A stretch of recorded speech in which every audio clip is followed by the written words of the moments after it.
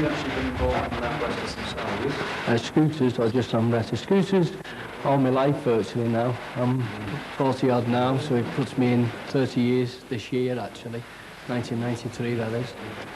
And what started you initially? My mum wouldn't let me buy a motorbike. I wanted a small motorbike. It was the era of the mods and the rockers. Yeah, they went one way or the other, so I bought scooters because my mother thought they were safer. What was your first scooter? A Vespa, a Vespa Sportique. Oh, sorry, a Rally Roma even before that, but it never actually made the road, it always broke down. A Rally Roma, a good English machine. And you went on what? Onto Vespas and onto various Lambrettas, and I've been like that all the way through, Vespas and Lambrettas. When did you first get involved with Lambretta Club? Well, the story behind it was I was drawn in with Widnes Saint Scooter Club. Widnes Saint Scooter Club was a busy club within itself. And when Lambretta Club was folded in 1974, because there was no committee to run it, it was mothballed, kept alive in name only by Mike and through its championships. And we come along in 78 and said, could we start it again? And the trustees handed the club over to us on a trial basis. And after 12 months, they handed over the reins to us fully and said, you've run the club. Now, actually running the club, I was only PRO when it started. It was John Illing who was the first secretary of the club. And then a couple of years later, I took over as a caretaker when John finished as secretary. And I've been doing as a caretaker, I think, ever since. And how many people started off in that time in 78? In 78, there was about 12 of us in Widnes Saints. But we was all good friends. We're still friends today, most of us. One member's dead now, but I recently celebrated my 21st wedding anniversary, and we had most of the lads back together again for that. So it just shows friends over the years, like evening scootering and outside of it. And when did you first meet Mike Karslake? I first met Mike about 1979, really, which is a bit late when you weigh up the time I've been in it and the time Mike's been in it. But I was very late getting into scooters of the organised type like Mike was in. I was just, we used to have our own scooter club called the Unity Scooter Club, which was 6 friends. Well, four lads, for what were wives. Soon after we got married, all got married young. And from there we went to just travel around by ourselves, did the seaside resorts, etc. And then in about 69, I joined Widnes Saint Scooter Club, and which was already a very big active club at the time. From there on, we carried on then, like. Could you tell me, how Mike Karslake, can you give me a history about how he got involved? Well, Mike Karslake, one of the lads we had in the club, was into custom cars. So the Bellevue Custom Car Show, they had a scooter exhibit, a few of them. Then as, I think it was either 79 or 80, the Indian Lambrettas were coming in again, so Mike's son Paul was sprayed a scooter specially in it, Taj Mahal it was called. And I actually met Mike at that show. We just sort of like got on from there, like, you know. I had seen him at other places, but I'd never formally met him type of thing. And then we had the South End rallies. Hang on, it must have been 78 I met Mike, because we had a South End rally 78, 79. Yeah, it's funny how your memory goes. It must, it'd be near, well, let's say 77, because it was 78, 79. We had the South End rally, so obviously I met Mike at them. But I'd already met him earlier at the Bellevue Custom Car Show.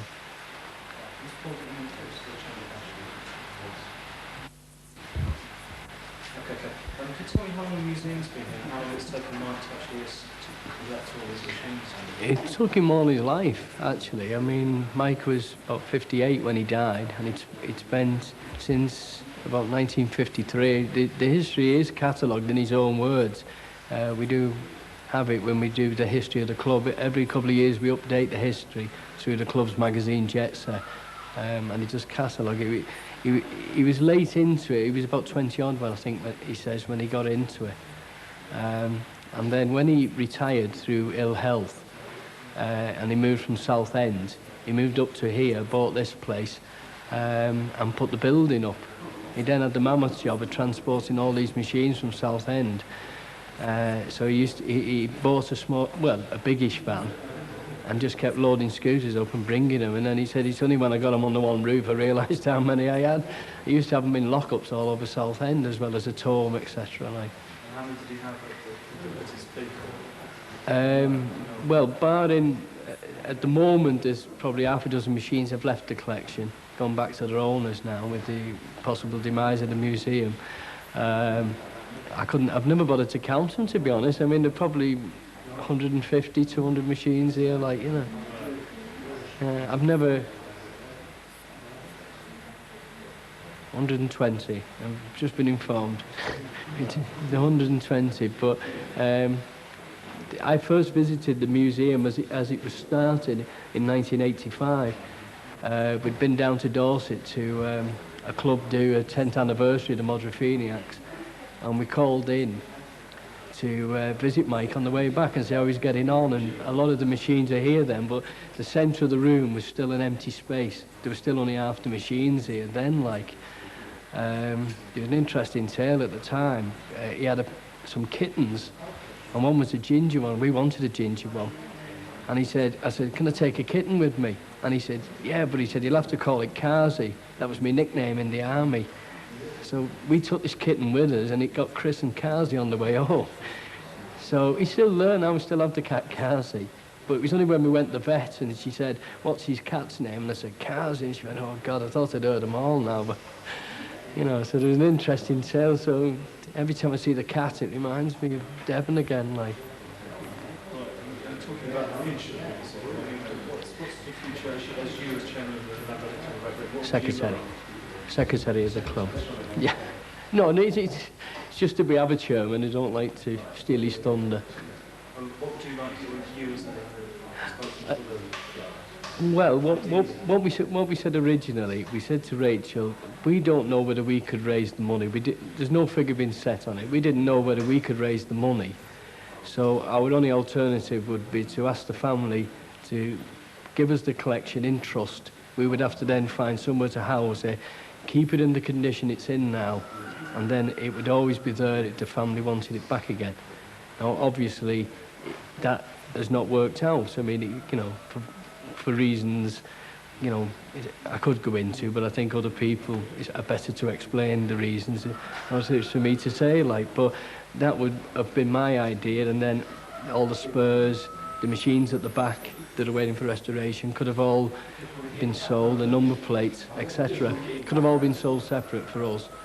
But obviously we'd have the mammoth task of finding somewhere, keeping it going. You'd then have to have rallies every year to fund it, etc. Has the museum ever been self-funding? Oh yeah, it was always self-funding. I mean, it's only an overgrown hobby. I mean, it was never. I mean, they used to have a donation can, an LD petrol tank, and it was £1 or something to get in. I mean, you know, he just asked to give a donation. Well, what we did over the years, we'd had a couple of rallies here. We had the 40th anniversary here. We had the 35th anniversary of Lambretta Club here. And the year after, we decided that we would have an enthusiast rally here, and all the profits would go to Mike. Now, what we do, we cut everything to the bone. The trophies are a lot smaller.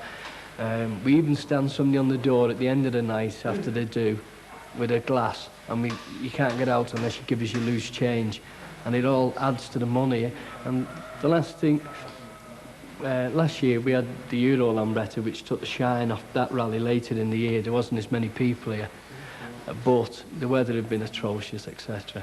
But the year before, 91, we raised £2,000. So it shows what can be done. Just, you know, by skimming everything to the bone, like money could be raised, and that was a big help in, you know, Mike used to come on stage every year and he'd explain what he'd spent the money on. One of them was the security system for the museum. It was fully alarmed and everything, the museum. Excuse me. I was just asking, what changes have you seen, say, in the last few years in scootering and membership? Has there been many fundamental? Yeah, we've got a lot of older people coming back. You see, in the early 80s, when you had the scooter boom again, everybody was new, exciting, you know, everybody wanted to be there. That's why you had 10,000 people in Scarborough at Easter in 1980. I mean, people doubt those figures, but when you see photos of the times, and the whole seafront is solid with people and scooters, you know, there's no denying that they were there. Now, a lot of those people went on to get married, have children. 10 years later, they've been married 10 years, they can now afford to get back to scootering. So in the last 3 years, our membership's gone from around 300 to 400 up to nearly 1,000 members. We did peak at 1,000 members, Megla, last year. We're just down slightly, but a lot of them are older ones. As you probably noticed today, a lot of children about, people bring their families with them now. So the future for Lambretta Club is solid in that we don't rely on fads or young uns. No disrespect to young uns, but a lot of people between the 17 to 25 bracket tend to get into some type of, you know, whatever's going at the time, like, you know, as I did, and I stuck with it. You know, now we found today, there's a lot of people who've been down for the weekend who were, you know, I haven't seen for 10 years or more, like, you know. So there's a lot of reunions been going on all weekend. What's your particular favourite? I see you drive the Series 1. Yeah, Series 2, yeah, the Series 2 actually has a history to it in that it belonged to a mate of mine from the 60s, and I hadn't seen him for, must have been 15 years, like, and we run into him somewhere, and he said, oh, I've still got that in the garage, Kev, because I still had scooters, obviously, like, and we dug it out, and it was just a mess, like, so it took me 8 years then to get round to restoring it, like, because I was busy in the early 80s with all the different things that were going on. See, besides Lambretta Club, I was involved in running the national scene, what they call the national runs, and what we have an NSRA now. That was basically me and a few other people who used to do all the groundwork for that, like. And the NSRA covers? Yeah, scooters in general, yeah. There's something for everyone in scootering, like, whichever your preference, it's there, like, you know.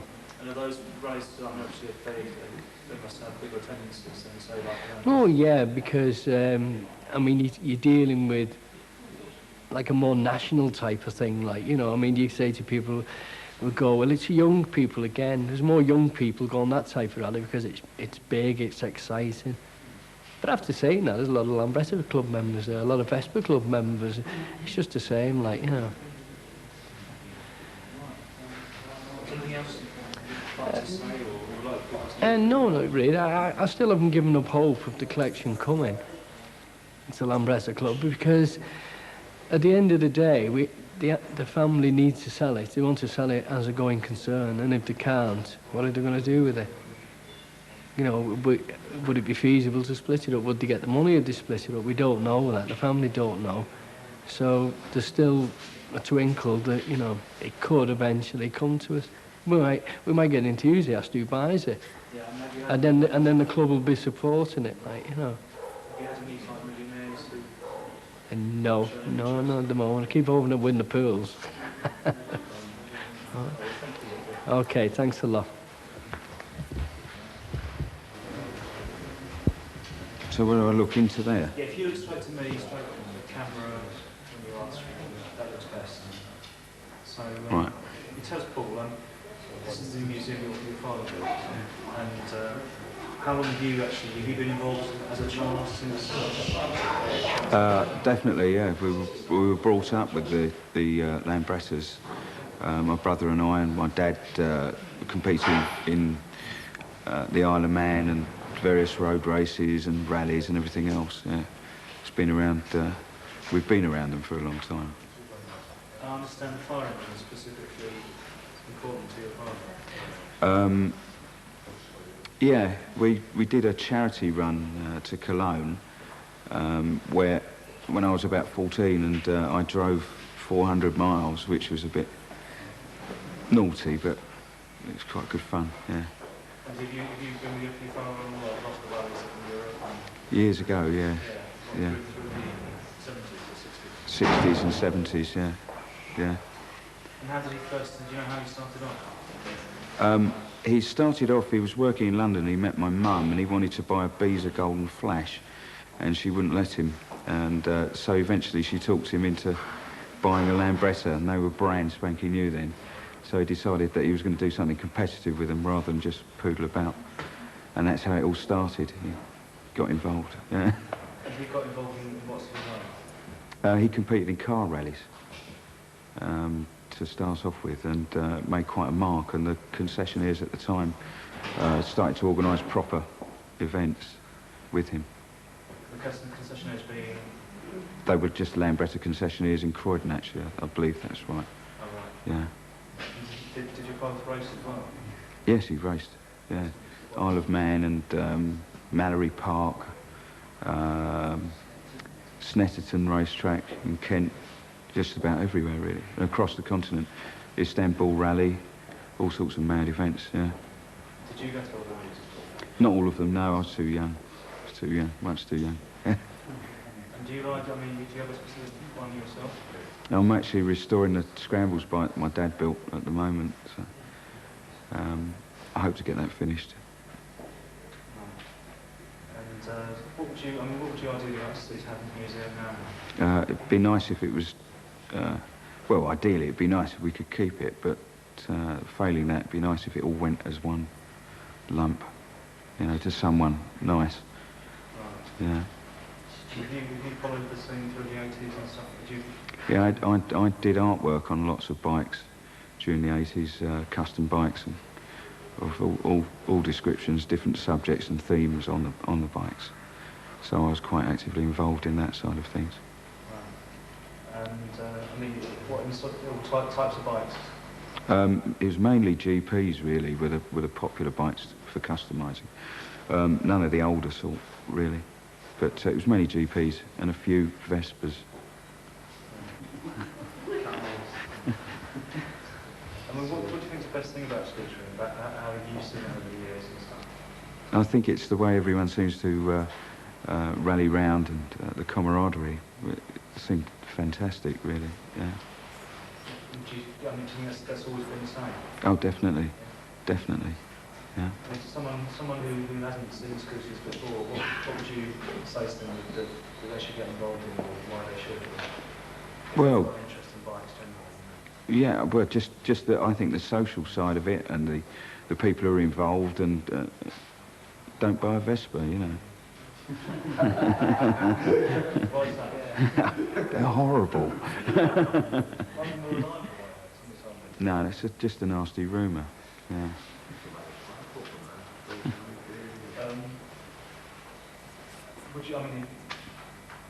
Would you like to follow your father's footsteps in terms of doing racing and things like that? I mean, do you do that as well? I've got different interests actually. I do like racing, competitive stuff, but not with scooters. I like drag racing, cars. Yeah, I can't help it. What do sort of friends you've gone up with think about the museum, about you and scooters, about you and towns and scooters? Well, just everyone's in awe of it, and they just love it. Do people think you're eccentric? Or? Yeah, I think it's true. I think to do this, you've got to be slightly eccentric. I mean, is there anything else you'd like to tell this broadcasting television? Is there anything you'd like to say to people generally about scooters, or about Lambrettas, or about the museum? I think Kev's really the guy to talk about the technical ins and outs and bits and pieces, not me. Yeah? All right, well, thank you, Paul. Okay, thanks.